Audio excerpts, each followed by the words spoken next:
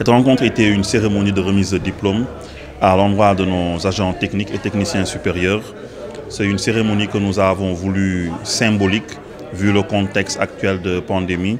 Et c'était une cérémonie qu'on a tenu à organiser pour remercier, distinguer convenablement nos différents diplômés qui ont fait preuve d'une résilience certaine en évoluant dans une année académique qui a quand même été marquée par un contexte particulier.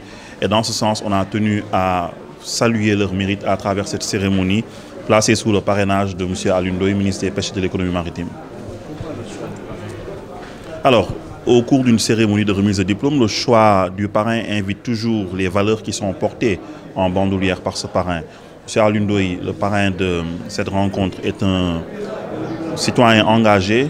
C'est un ministre qui œuvre inlassablement pour la modernisation de la pêche et de l'aquaculture au Sénégal, pour l'instauration d'une véritable économie bleue, qui était d'ailleurs le thème de la présente rencontre, et qui porte en bandoulière des valeurs comme la rectitude, la droiture, l'amour de la performance, du travail. Et je pense que c'est cette somme de qualités qui fonde le parrain que nous voulions donner en symbole, en référence à nos différents diplômés. En termes d'insertion professionnelle aujourd'hui, quelles sont les perspectives qui s'ouvrent pour ces nouveaux récipiendaires, ces nouveaux diplômés? Alors, les diplômés du CNFTPA évoluent aussi bien dans le secteur privé, à travers les entreprises qui sont dans la pêche et l'aquaculture, que dans le secteur public. Et aujourd'hui, de plus en plus, dans l'auto-emploi à travers l'entrepreneuriat. Et il faut reconnaître qu'on a fait un effort pour inviter dans la formation plus de contenus qui ont trait à l'auto-emploi et au développement d'un entrepreneuriat qui peut leur garantir des conditions d'insertion avérées. Donc aujourd'hui, voilà les différentes perspectives qui s'offrent à eux.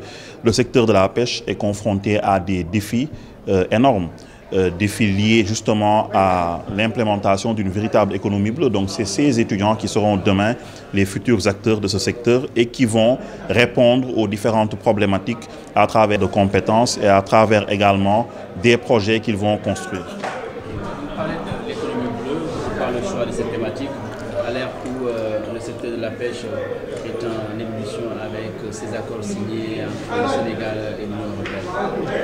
On parle d'économie bleue parce que la vision du département de la pêche est d'inscrire son action dans une dynamique de développement durable qui allie vivant, viable et équitable. Et dans ce sens, l'approche du ministère vise d'une part à moderniser, mais moderniser en respectant les équilibres.